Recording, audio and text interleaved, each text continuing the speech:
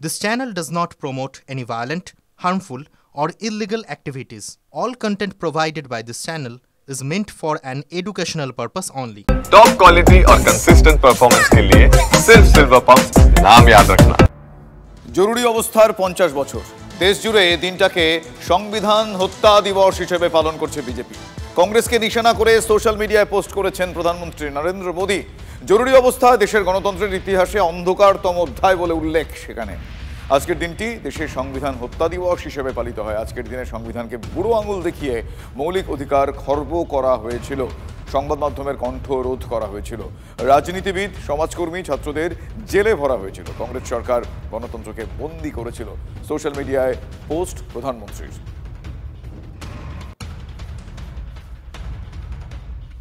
সব রাজ্যকে সংবিধান হত্যা দিবস পালনের নির্দেশ দিয়েছে কেন্দ্র, দাবি মুখ্যমন্ত্রীর। রাজনৈতিক উদ্দেশ্যে নির্দেশ দিয়েছে কেন্দ্র, রাজ্য সরকার পালন করবে না জানিয়ে দিয়েছেন মমতা বন্দ্যোপাধ্যায়। প্রতিদিন গণতন্ত্রকে হত্যা করছে কেন্দ্রীয় সরকার, পাল্টা আক্রমণ করেছেন আবার মুখ্যমন্ত্রী। 25শে জুন সারা দেশ জুড়ে হোম মিনিস্ট্রির নির্দেশ অনুযায়ী সংবিধান হত্যা দিবস পালন করা হবে। কারণ এটা নাকি এমার্জেন্সি 50 বছর। এর রাজনৈতিক উদ্দেশ্য কতগুলো আছে। আমরা বলি না, mother of thieves the south most, চোরকি মাই জোরসে বলে। প্রতিদিন তো একটা করে গণতন্ত্র হত্যা দিবস পালন হতে পারে। প্রতিদিন তারা গণতন্ত্রকে হত্যা করছে, প্রতিদিন fundamental rights of the people কাটছে। They bulldoze the state economy and all state government the fundamental rights also. তারা ওদের মতো পালন করুক, আমরা আমাদের মতো পালন করছি না, কারণ আমাদের প্রতিদিনই পালন করতে হবে। তাহলে প্রতিটা দিন তারা যেভাবে করেছে।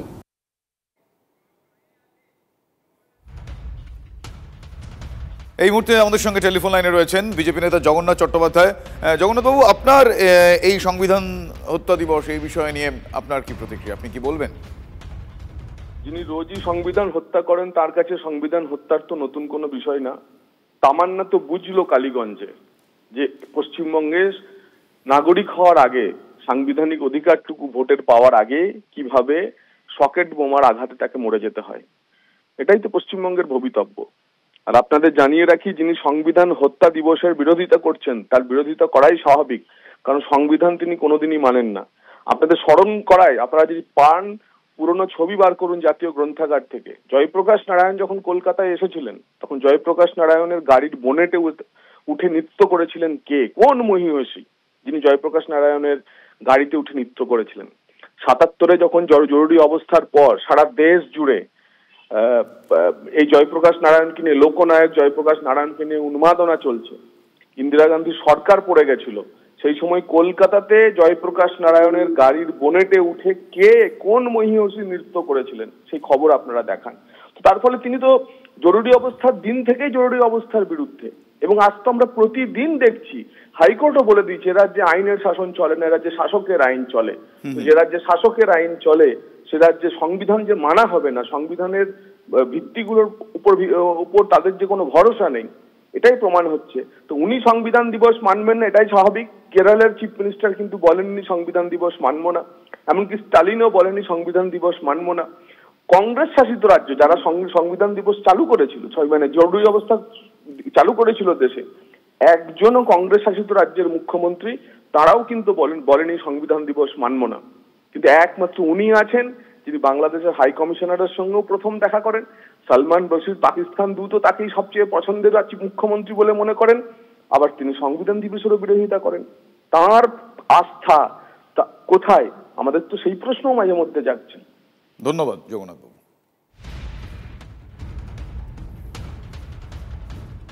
বাংলাদেশি তকমা দিয়ে বাঙালি পরিযায়ী শ্রমিকদের আটকে রাখা হয়েছে বিজেপি শাসিত রাজস্থানে।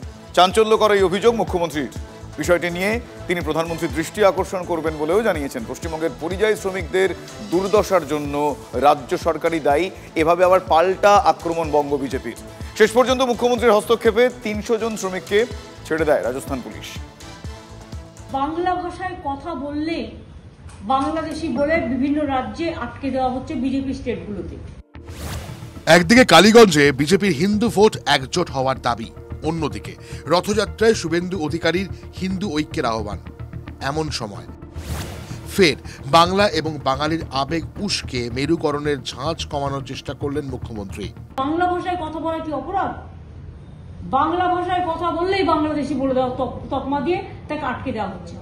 আজকে আমার কাছে খবর এসেছে প্রায় 300 থেকে 400 পরিযায়ী শ্রমিককে রাজস্থানের একটি ভবনে বন্দী করে রাখা হয়েছে।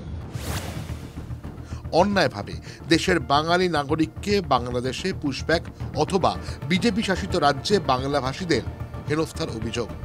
বারবার এই নিয়ে সরব তৃণমূল নেত্রী। সম্প্রতি বিধানসভার এই অধিবেশনেই বাংলাদেশের ভেতরে পশ্চিমবঙ্গের 7 নাগরিককে পুশব্যাক নিয়ে সরব হন মুখ্যমন্ত্রী। সেই বিতর্কের রেশ এখনো কাটেনি। তারই জেরে বাংলায় তার প্রতিদ্বন্দ্বী বিজেপির হিন্দু ঐক্যের স্লোগান ভোঁতা করতে মমতার হাতিয়ার বাঙালি অস্মিতা। সেম জিনিস আরো অনেক রাজ্যে হয়েছে, যেখান থেকে আমরা অলরেডি তাদের নিয়ে এসেছি। এটা খুব দুর্ভাগ্যজনক ব্যাপার। কদিন আগেও আমরা বিভিন্ন জেলার লোকেদের নিয়ে এসেছি রিলিজ করে। তবে এই সবকিছু থেকেও আবারও কৌশলে মোদিকে আলাদা করলেন Mamata. So I want to bring it to the PM's notice that every BJP state they are behaving like this. They are original Indian and they are not Bangladeshi. They belong to West Bengal. পশ্চিমবঙ্গের অভ্যন্তরে বসবাসরত ভারতীয় বাঙালিদের জন্মসূত্রে তারা যে ধর্মেরই হন না কেন, তাদের যদি কোথাও কোনো বিড়ম্বনায় পড়তে হয়, তার জন্য দায়ী হচ্ছে মমতা ব্যানার্জি, রাজ্যের বর্তমান মুখ্যমন্ত্রী। 2021-এর ভোটে সাড়া ফেলেছিল বাংলা তার নিজের মেয়েকেই চাই স্লোগান। বিজেপির বিরুদ্ধে তৃণমূল হাতিয়ার করেছিল বাঙালি বনাম বহিরাগত প্রচারকে। কিন্তু 26-এর চ্যালেঞ্জ শক্ত, তাই বাংলা এবং বাঙালির আবেগ উস্কেই ক্ষান্ত নন মমতা। এর আগে রাজ্যের বিরোধী দলনেতার নামে প্রধানমন্ত্রীর কাছে নালিশ জানাবেন বলে হুঁশিয়ারি দিয়েছিলেন মুখ্যমন্ত্রী। মাঝে অপারেশন সিন্দুর নিয়ে প্রধানমন্ত্রীকে তীব্র আক্রমণ করলেও বাঙালি আবেগের প্রশ্নে এখনও মোদিকে বেনিফিট অফ ডাউট দিয়ে রাখলেন রাজ্যের প্রশাসনিক প্রধান। তাকে শুভেন্দুকে একা করতে নাকি পেছনে আরও জটিল কোনো রাজনৈতিক অঙ্ক? প্রদীপ্ত কান্তি ঘোষ, TV9 বাংলা।